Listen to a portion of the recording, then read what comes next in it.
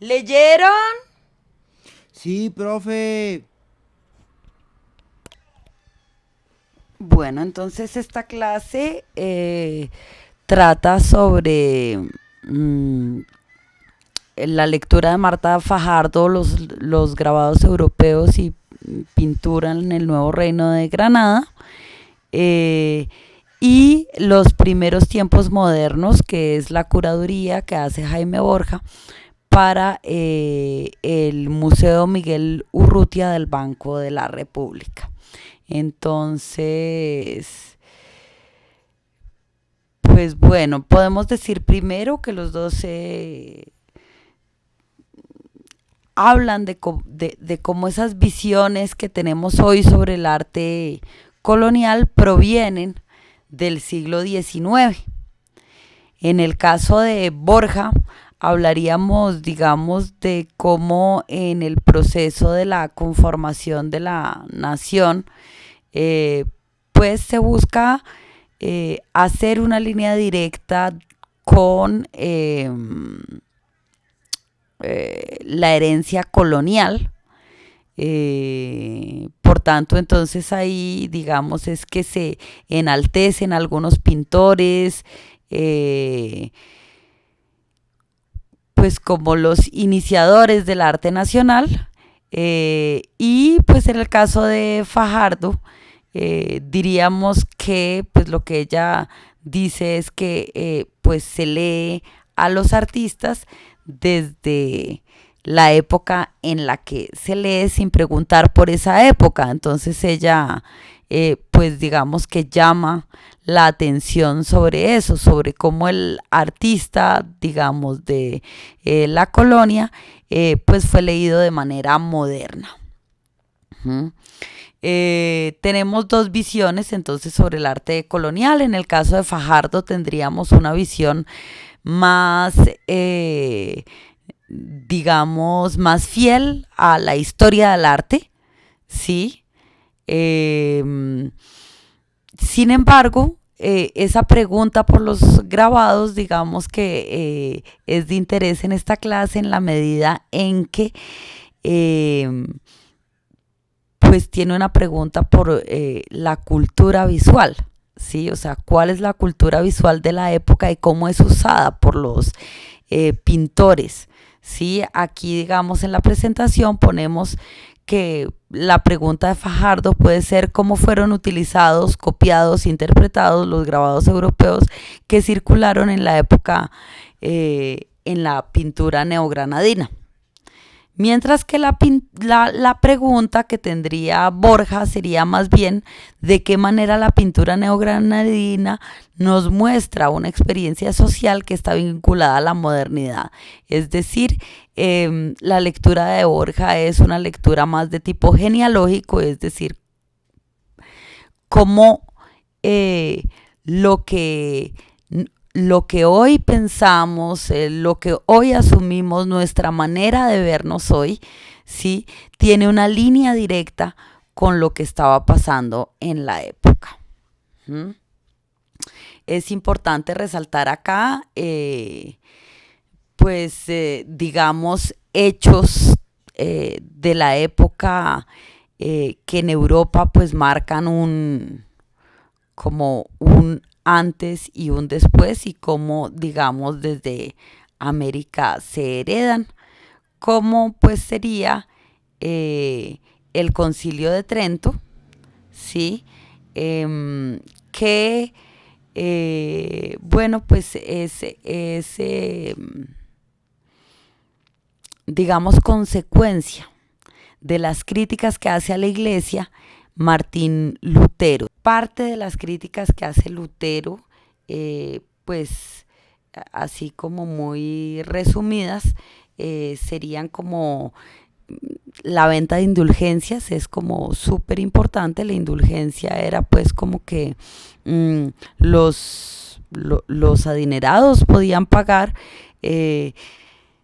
porque se sacara algún familiar muerto del purgatorio o por pagar por adelantado por sus pecados para no ir al purgatorio. Entonces, pues como que Lutero dice, no, esto no tiene ninguna relación con la Biblia. Y empieza entonces a hacer críticas a la doctrina católica, ¿sí? Otras de las críticas son como pues la existencia del papado. Él dice que solo por la fe viene la salvación, digamos, eso se refiere a las indulgencias por un lado, pero por otro lado, digamos, a las buenas acciones, ¿no? O sea, es decir, él dice que diría como que de nada vale hacer una buena acción si no se tiene fe. Tiene un cuestionamiento de la experiencia del purgatorio, de la interpretación directa de las escrituras sagradas. Es, digamos, una de las grandes reivindicaciones de Lutero, porque pues la Iglesia Católica solamente permitía que leyeran la Biblia los curas, o sea, hasta 1964 con el Concilio Vaticano II, pues se pudo leer directamente la Biblia y aún no se puede interpretar, ¿sí? El arrepentimiento interno en vez de la confesión sacramental. Entonces el hecho, digamos, de la crítica a la confesión, digamos, fue también uno de los grandes revuelos.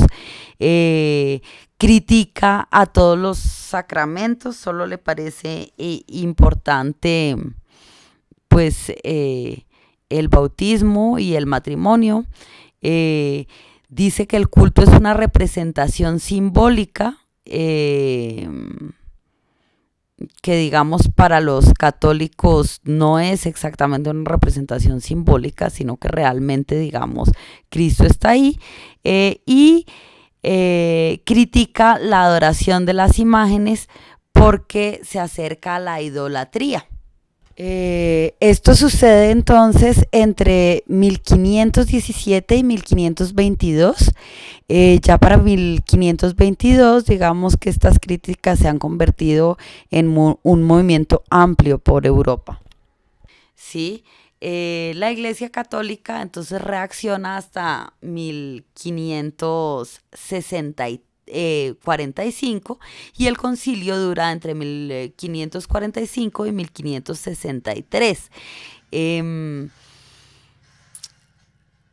¿Por qué dura tanto? Bueno, pues el concilio se hace en 3 etapas porque por diversas razones, digamos, paró, pero digamos ya las conclusiones del concilio pues son las siguientes. La primera es la defensa a la tradición católica, es decir, a ellos no les va a interesar, digamos, la pugna que Lutero está estableciendo, ¿sí?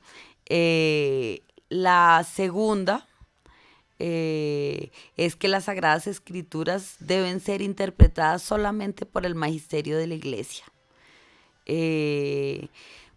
Hay una defensa a los 7 sacramentos y por supuesto pues al más criticado por Lutero, que sería la confesión. Una defensa al culto de la Virgen y de los santos, porque cuando Lutero dice que solo hay salvación por fe, pues ya no hay intermediarios, mientras que pues para los católicos pues se le reza a este santo para tal cosa, a este santo para tal otra, o sea, digamos, ellos interceden por los pecadores, y pues alcanzaron, digamos, la santidad por las buenas obras, no solo por la fe, ¿sí? Aquí, bueno, otro punto es que en la Eucaristía realmente están el cuerpo y la sangre de Cristo. Hay una transustanciación, o sea, es decir, la hostia para un católico es realmente el cuerpo de Cristo, ¿sí? No es ninguna representación simbólica. la vida austera de los obispos y la obligación de visitar los espacios donde tienen influencia, pues antes del Concilio de Trento esto no sucedía. Se fundaron los seminarios para la formación del clero, se crearon los archivos parroquiales que archivan las actas de nacimiento, las actas de matrimonio y las defunciones, que creo yo que por ahí, digamos, el matrimonio como sacramento toma fuerza. Se establece el índice de los libros prohibidos, y el primer libro que está en el índice pues es la Biblia. Esto de los libros prohibidos, lo mismo hasta el 69, 64, no me acuerdo, que fue el Concilio Vaticano, pues finalmente se saca esto de la línea de los libros prohibidos. La defensa de la devoción de las imágenes porque tienen un potencial pedagógico. Entonces, digamos que si para Lutero lo simbólico está en el culto, ¿sí? Lo que dice Lutero es que si se dice, haced esto en conmemoración mía, lo que está pidiendo Jesús es la conmemoración. ¿Y qué es la conmemoración? Pues es simbólica, ¿sí? Para los católicos lo que es simbólico son las imágenes y tienen un potencial pedagógico. A través de las imágenes es que se puede hacer evangelización y pues la evangelización se vuelve importantísima. Sí, pensar esa expansión de la iglesia, pues además, recordemos que la iglesia católica se está expandiendo en América. La iglesia católica, pues digamos que uno de sus fortines va a ser España, donde se acaba de terminar de expander el siglo anterior, porque España estuvo pues 1000 años eh, ocupada por los moros. Entonces esa expansión va a ser, digamos, central para el Concilio de Trento. ¿Mm? Entonces, bueno, volvamos un poco a las lecturas. La visión que tiene Fajardo, o sea, como lo que apunta Fajardo sobre esta anclaje de la lectura que tenemos hoy del arte colonial en el siglo XIX, pues viene pues por las biografías que se escriben. Entonces hace un recorrido por diferentes biografías que se escribieron, digamos, con una visión de los artistas coloniales casi que como artistas modernos. Toma pues la primera que aparece, que es la de José Manuel Grot en 1859, la de Alberto Urdaneta. Alberto Urdaneta no escribió una biografía, sino que en la exposición para la inauguración de la Escuela de Bellas Artes en 1886, pues hace una gran exposición donde ancla al arte que se está produciendo en ese momento en Colombia, a Gregorio Vázquez de Arce y Ceballos, ¿sí?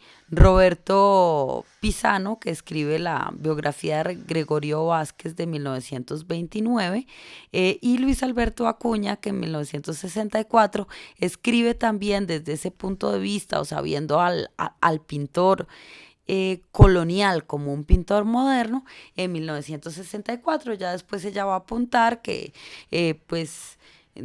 visiones, digamos, posteriores, como la de Francisco Gil Tovar y otros historiadores, digamos, que trabajan entre los 60s y 70s, ya se tiene un poco más en cuenta el asunto de la época y de lo que significaba para la época la pintura, que por supuesto no es el mismo ejercicio que significaría hoy. ¿Mm? Bueno, eh, digamos, ella intenta rastrear la posibilidad o rastrear por qué no hubo la posibilidad de una escuela neogranadina de pintura como si la hubo en México. Acá tenemos un ejemplo, está Santa Cecilia de Andrés de la Concha. Es una representación de Santa Cecilia que es asumida como la santa de la música, porque Santa Cecilia, que es santa mártir, es decir, que fue martirizada, eh, se dice que el día de su matrimonio, mientras los músicos tocaban, ella cantaba a Dios en su corazón. Eh, Ella estaba pues como obligada a casarse, cuando ella lo que quería era pues ofrecerse a Cristo, ¿sí? Acá anota Fajardo que el pintor es de los más importantes de la escuela de Cusco. Estuvieron primero en Tunja, pero que pues donde realmente pues lograron hacer escuela pues fue en Perú. Entonces aquí tenemos a Angelino Medoro con esta Sagrada Familia, con San Juan Bautista, eh, y a Bernardo Vitti, que también estuvo en Tunja, pero finalmente se fue para Perú, con esta oración en el huerto, que si recuerdan ustedes, la oración en el huerto es esta oración que va a hacer Jesús cuando ya sabe que será traicionado después de la última cena, eh, en el huerto de Getsemaní. Entonces, pues acá vemos a Jesús y vemos cómo finalmente este ángel, digamos, que lo ilumina porque Jesús está sintiendo miedo. Y bueno, como que toda la narración bíblica lo que va a decir es que Jesús sudó sangre, ¿no? Y fíjense que eso esto es como bien importante para pensarlo, digamos, en ese cuerpo colonial, ¿no? O sea, el cuerpo colonial no es solo el que representa la pintura, sino el que es narrado también. Entonces, eh, eh, fíjense la importancia de los fluidos, cómo, digamos, se defiende la transustanciación. O sea, el pan sí es el cuerpo de Cristo y el vino sí es el cuerpo de Cristo. Y Cristo, cuando tiene miedo, suda sangre. Y bueno, hay toda una historia también con los estigmas de los santos, ¿no? O sea, como a los santos los iluminan los ángeles y aparecen los estigmas, ¿no? Mm, bueno, y aquí pues ya la idea es pasar un poco a la pintura neogranadina. Entonces, acá tenemos esta pintura de Baltasar de Figueroa. Es un desposorio de la Virgen. Digamos que si bien eh, seguimos con la tradición decimonónica de nombrar a los pintores coloniales con su nombre propio, y como autores, pues como son autores los pintores modernos. Es muy importante aquí pues la presencia de los talleres. Entonces el taller de los Figueroa es uno de los talleres más importantes, y ahí está pues Baltasar de Figueroa, Baltasar Vargas de Figueroa, y bueno, pues son como varias generaciones, incluso pintores ya de la República, son pintores que provienen de ese taller. Mm, Gaspar de Figueroa es el otro Figueroa que pertenece a ese taller, o pues que es el heredero de ese taller. Aquí con este martirio de Santa Bárbara. Santa Bárbara pues es otra santa mártir a quien mm, pues le cortan el seno, ¿no? Entonces estas imágenes, eh, digamos, de desnudez nos muestran más bien una desnudez relacionada con la santidad. Y aquí tenemos a Baltasar Vargas de Figueroa con otro martirio de Santa Bárbara. ¿Mm? Antonio Acero de la Cruz, que es otro de los, digamos, de los representantes importantes en la colonia. El taller de los Acero, pues va a ser también un taller muy, muy renombrado. Aquí, pues, con este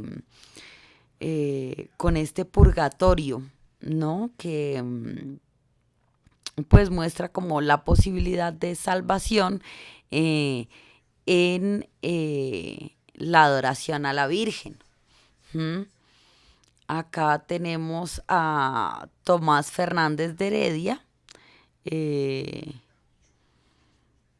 con esta María Redentora, otra vez digamos el purgatorio. Aquí María está intercediendo ante Jesús para salvar a las almas del purgatorio. Eh, Alonso Fernández de Heredia,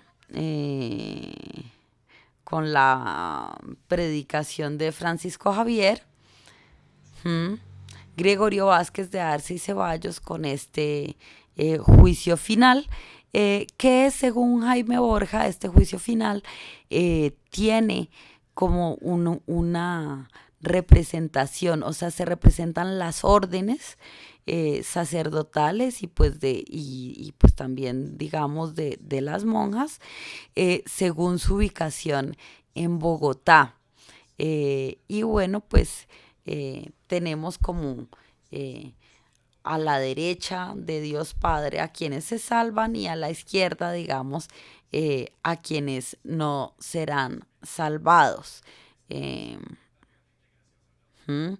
Fíjense que a un lado hay un ángel, al otro lado hay como eh, sí, como un ángel caído, como un Lucifer, mostrando las listas de para dónde van las almas.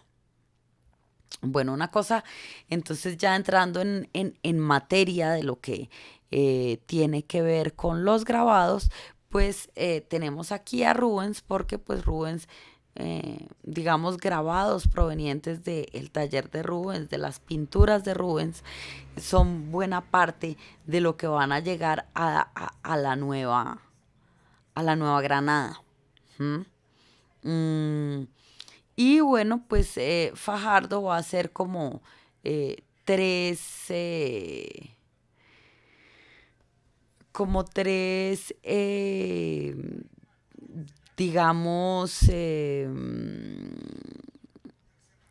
sí, como tres, como grupos de grabadores, ¿no? Cuyas estampas circularon por, por la Nueva Granada. El primero, pues, es por supuesto los grabadores relacionados con ese taller de Rubens, en donde están los hermanos Boetius. eh, Aquí tenemos un grabado de Bosworth, Boetius. El otro hermano Boetius es mm, Adams, que digamos, fíjense que aquí lo que les estoy mostrando es cómo el grabado eh, es tomado de una pintura de Rubens y precisamente por eso, digamos, está invertido, ¿no? O sea, creo que aquí hay una mm, cosa interesante y es el hecho que va pintura, grabado, grabado, pintura, digamos, en su paso por América y mm, digamos, demuestra el grabado, digamos que en ese momento se utiliza para la circulación de las imágenes, que va a ser muy importante precisamente para esto que eh, mm, nos dice el Concilio de Trento de la imagen como eh, pues como un basamento pedagógico, pero asimismo eh, como útil para la evangelización. ¿Mm? Mm, Acá tenemos un grabado de Bosterman, también, digamos, de un original o de una pintura de Rubens. Nuevamente tenemos pues lo de la inversión de la imagen, y finalmente pues digamos ya pasamos a los otros grupos de grabadores que nos cuenta Fajardo, que son de diferentes orígenes, sobre todo italianos. ¿Mm? Entonces acá tenemos a Marinus van der Goes, con este original de Jordaens, que pues se darán cuenta cuál es la importancia de los grabados, que fíjense que el grabado lo consigo sin sello de agua hoy en día, mientras que la pintura, en cambio, pues no la conseguí por ningún lado sin el sello de agua, digamos, pues que implica que hay una menor circulación.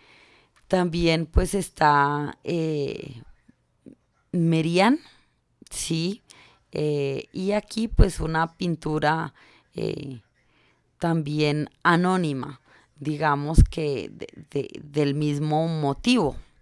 ¿Mm? Acá tenemos a Thomas Delou, con este hombre viejo, que parece que la retoma de Holbein, que había hecho una pintura de la mujer vieja. Entonces fíjense que de todos modos, aunque los grabados sirven, pues ninguno de ellos dos es americano, pero pues fíjense que uno, no solo son los americanos los que están haciendo pintura partiendo del grabado, que a uno siempre le queda esa sensación, eh, y dos, hay reinterpretación de los grabados de otros autores en ese momento. ¿Mm? Aquí tenemos a Juan de Jauregui, con la Virgen del Apocalipsis, que pues es interesante poner este grabado en la medida, no sé si este grabado circuló o no por América, pero me pareció interesante ponerlo porque las Inmaculadas Concepciones están, pues es un tema relacionado con la Virgen del Apocalipsis. Las Inmaculadas Concepciones normalmente están paradas sobre serpientes o sobre dragones, ¿no? Mm, También, digamos, hay parte de sus grabados de pintores españoles como eh, Giuseppe Rivera. Aquí tenemos un San Gregorio. Eh, Hay una preocupación por pensar si hubo o no circulación de obras originales de pintores de la época en la Nueva Granada. Parece que hubo circulación de cuadros de Zurbarán, que no encontré realmente los cuadros que han circulado por acá, pero pues acá tengo, digamos, una eh, controversia de 1988, eh, cuando se restauró un Zurbarán que había estado en la iglesia de San Francisco. eh, bueno, porque el Zurbarán había sido repintado y pues a partir de algunos estudios se supo que un ángel que estaba en el cuadro había sido pintado siglos después, entre otras también porque se había usado un color que es el azul eh, de Prusia, que pues es un color que se descubre muchos años después, ujú, de que Zurbarán hubiera estado parado en la Tierra. Entonces, eh, pues la restauradora remueve los ángeles, que era María Cecilia Álvarez, y un señor Rafael Puyana, pues arma toda una controversia, porque entonces empieza a preguntarse si no sería un pintor famoso neogranadino quien hizo Los Ángeles, que sí, bueno, en fin, como de todos modos aquí pues es una discusión importante para pensarse el valor histórico eh, que tienen incluso ese tipo de cosas. Y acá pues tenemos en una historia del coleccionismo que hace en su página web Villegas Editores, un relato de cómo el arzobispo Caballero y Góngora habría traído cuadros flamencos de autores importantes para la época. Y bueno, pues ahí están los enlaces para por si les interesa, digamos, leer de primera mano estos artículos y enterarse un poco. Aquí ya, digamos, entramos directamente al tema de los grabados ya como los asume Fajardo, ¿no? O sea, de cómo fueron utilizados, de dónde salieron ciertas pinturas. Entonces acá tenemos pues los eh, grabados de las pinturas de los grabados de donde saldría la pintura famosa de aquel milagro de la Virgen de Chiquinquirá, ¿sí? Eh, Acá pues lo tenemos en un manuscrito, eh, y acá pues lo tenemos,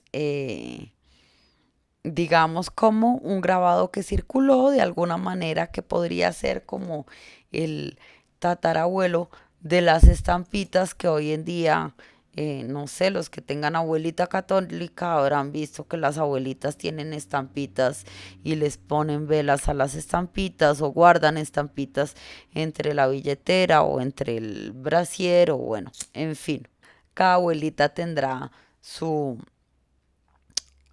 como su manera de llevar la devoción, ¿no? Mm, y bueno, acá ya digamos el cuadro del milagro, el que está en la catedral de Chiquinquirá, que bueno, pues el milagro fue eh, pues que la Virgen se le aparece a un niño mestizo. El cuadro se quema, y pese a que se quema, finalmente, sí, o sea, finalmente no se quema, finalmente, eh, eh, pues ahí está, aún con la pintura allí. Este tipo de devociones como la Virgen de Chiquinquirá, pues se relacionan también, digamos, con la devoción también a la Virgen de mm, a la Virgen de Guadalupe, ¿no? Que es una virgen indígena, que también pues ella se le aparece a un niño indígena, eh, e incluso pues con la aparición de santos americanos, como Santa Rosa de Lima. Bueno, y acá pues el grabado de San Pedro del que habla Fajardo, que va a ser utilizado eh, en este otro cuadro. ¿Mm?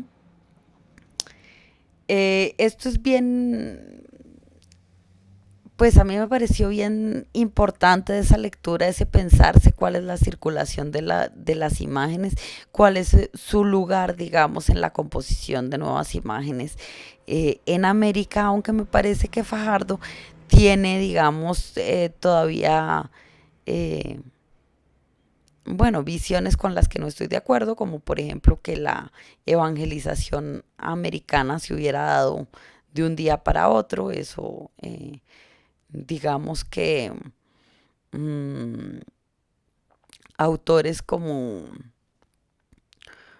Mignolo lo que van a decir es que la evangelización más dura se dio después de la República. O sea, la evangelización más dura no fue tanto por los españoles, que claro que lo intentaron, que claro que lograron evangelizar, y que claro que pues em, lograron, digamos, implantar sus lógicas en América, pero digamos, para el siglo XIX, con la República, lo que se asume es que la cristianización va a modernizar a los indígenas. Entonces, eh, se, esa evangelización inclusive, eh, digamos que estuvo vigente en la legislación colombiana hasta la Constitución del 91. ¿Mm? Ya pasando un poco a la visión más bien de Jaime Borja. ¿Mm? Entonces vamos a ver un poco qué es eso que él llama experiencia moderna en cuadros que para nosotros no resultan para nada modernos. Entonces él explicaría que pues hay, mejor dicho, que parte de lo que se muestra en la pintura muestra como ciertos valores modernos. Uno de esos pues sería la individualidad, el cuerpo individualizado y la demostración del dolor como parte de ese cuerpo individualizado. eh, el tema de la familia nuclear. Antes de eso, pues digamos, se pensaba más en una familia extensa, ¿no? O sea, abuelos, primos, tíos, etcétera. La familia nuclear viene a ser importante, digamos, después del Concilio de Trento, que es pues la iglesia moderna. La purificación por el sufrimiento y la vida cotidiana los asume como temas importantes en su curaduría. Hablará pues, digamos, de el sufrimiento como un cuerpo al mismo tiempo individualizado, pero representante del cuerpo social, en las monjas muertas, porque él dirá que entonces las monjas muertas, digamos, eh, sufren para que toda la sociedad se salve. ¿Mm? Aquí tenemos dos monjas muertas que pues se llaman también monjas coronadas, pues no solo porque están coronadas de flores, sino porque esa coronación es porque finalmente están logrando su cometido. O sea, ya se murieron, ya van a entregarse a Dios, ¿sí? Mm, las monjas, digamos que tienen un lugar importante en la lógica de la época, pues por un lado por lo que ya les conté, que tienen una relación, digamos, con la salvación de toda la sociedad, sino que también pues tienen como, no sé, como vida ejemplar, como vida seguir a Santa Teresa de Jesús. Y pues los escritos de Santa Teresa de Jesús son escritos, digamos, de percepciones individuales, ¿sí? De visiones de mundo individuales, y pues son visiones místicas, ¿no? Son estas visiones, digamos, donde muchas de ellas, pues no sé, como que mmm, limpian las heridas de Cristo y a partir de ahí se purifican, ¿sí? Entonces, pues eso va a ser como importante en la sociedad de la época, ¿sí? Y pues tendrán como la idea de eh, seguir estas visiones místicas de Santa Teresa de Jesús, que además de todo va a marcar como un estilo de escritura que va a ser el estilo de escritura que van a tener pues estas monjas. Y bueno, un cuadro importante, digamos, en la curaduría es este de Sor Josefa del Castillo, eh, donde pues se muestra a Sor Josefa del Castillo, que es una monja clarisa que vivió en Tunja, que escribía, digamos, sus visiones místicas, ¿sí? Em, en relación a esas mismas visiones místicas. ¿Mm? Fíjense, está representada la pluma, ¿sí? Está representado pues como este legado pues de lo que escribe, tiene el corazón ardiente, ese corazón ardiente digamos es muy también de la iconografía de Santa Teresa de Jesús. eh, y bueno, está como iluminada por la santidad, como también como ángeles que le están iluminando desde el cielo. ¿Sí?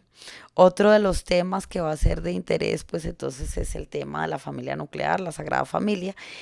Acá pues lo que tenemos es esta eh, visita de la Virgen a Santa Isabel eh, y, y Bautista Nilo, mmm, donde vemos, digamos, a San José, la Virgen, el niño y Santa Isabel.